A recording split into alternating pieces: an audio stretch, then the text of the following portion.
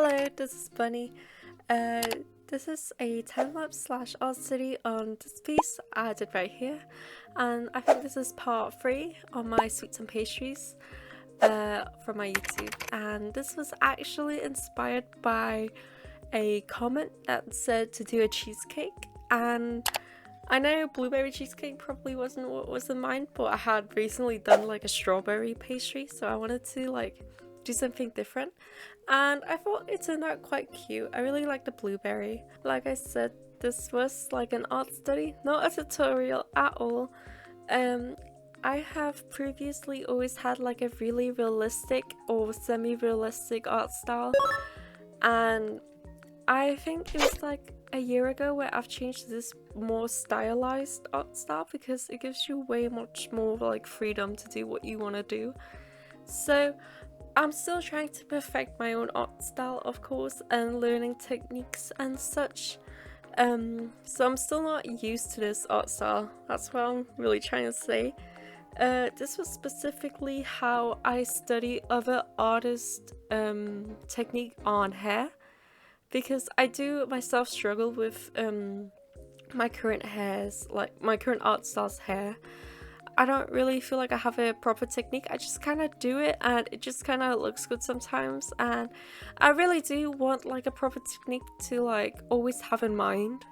So this is what I really focused on this piece, and you can see how I did this art study from other artists that I really enjoy.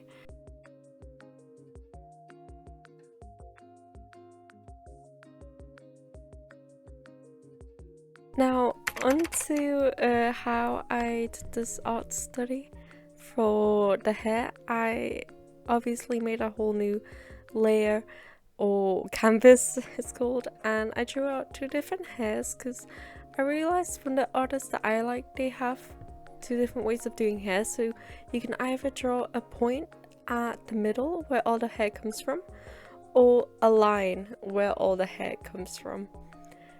So this was my main guideline, and you also do this in like realistic hairstyles. So laying out my shadows and doing what I usually do. I've showed my coloring tutorial on YouTube as well, so if you're curious about how I do my coloring, you can see it there.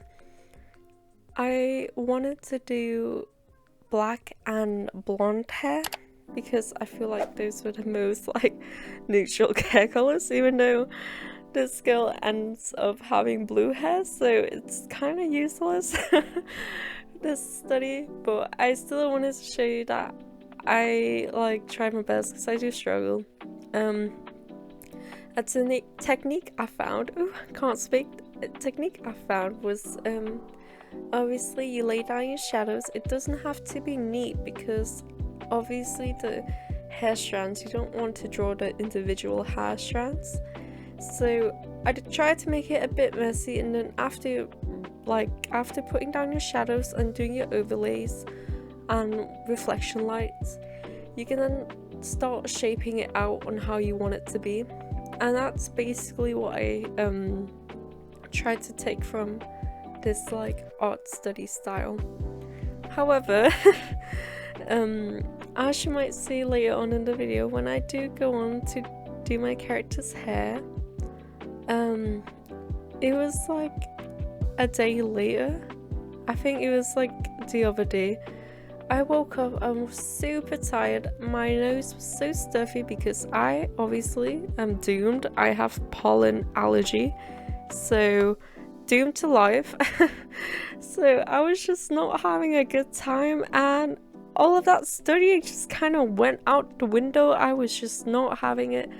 I tried to look back on what I previously did in my art studies. It was just not working out, but I think I got a hang of it, and I'm kind of happy I made this video now, because if I ever forget how I did the hair, I can just look back on this video, I guess. So I might confuse a lot of people with how I do my mask and how I cut my character up. I showed it previously, just didn't explain it that thoroughly, so I wanted to come on here to maybe do a more in-depth process. I was thinking about doing a tutorial on it as well because it is very confusing. So this process is called cutting, and I basically cut my character up into different pieces so I can render the layers separately.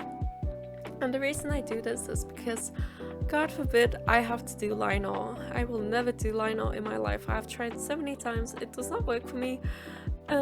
So I use my sketch and I put colors, like a multiply color for shadows, over all of that. And I want to keep that without having to redraw it separately. So I cut up my character basically.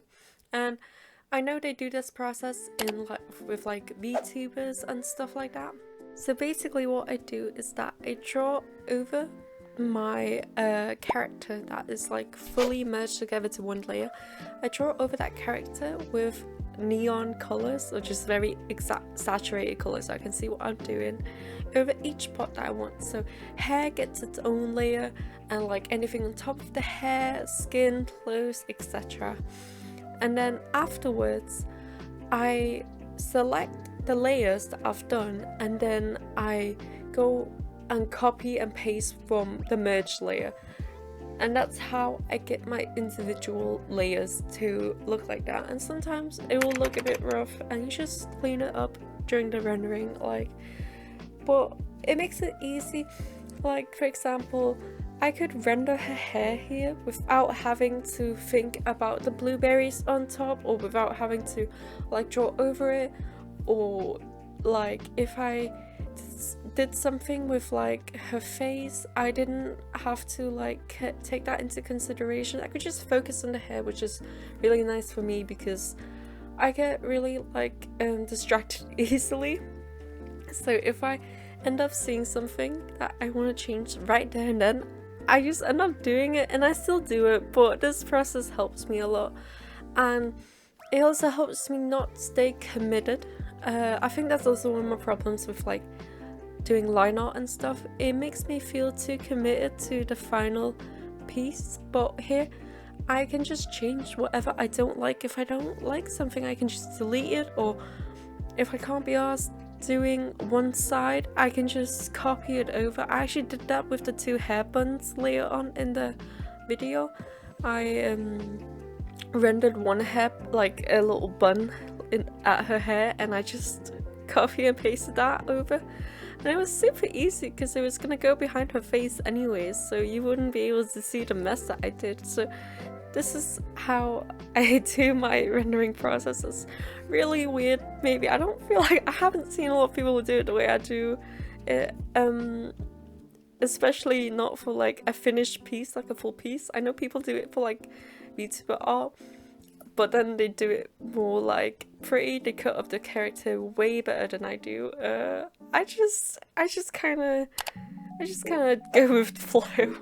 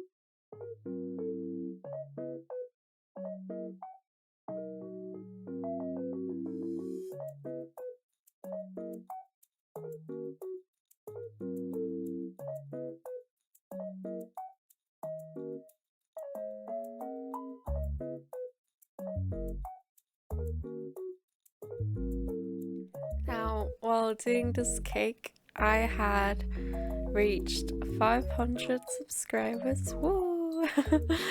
I am clear by the time that this will go up, I have 600 subscribers, and I just wanted to say thank you to all of you. I appreciate you guys' love and support so much. It has meant a lot to me. It means a lot to me that you guys would sit around and watch me do my silly little art things, and it's overwhelming because it's just a lot of people. If you think about it, 600 people in one room, what?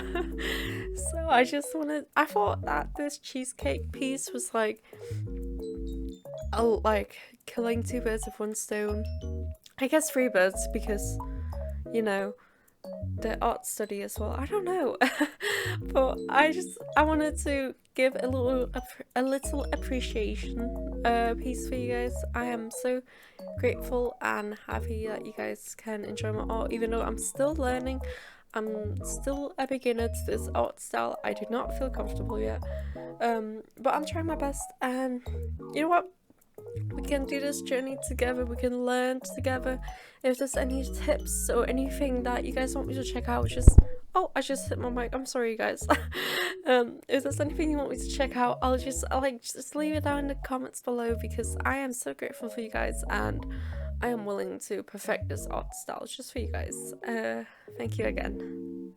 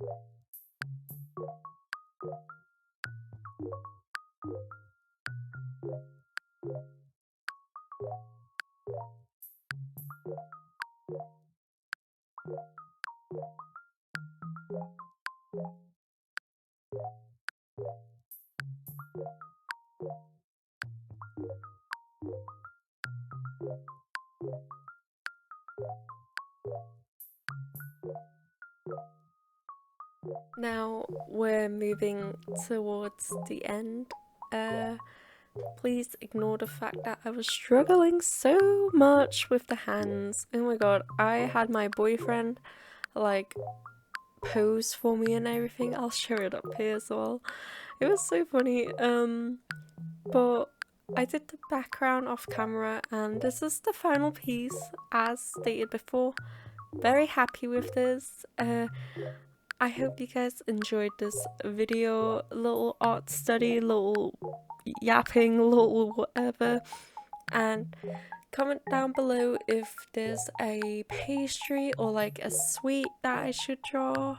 And thank you so much for your support. Bye!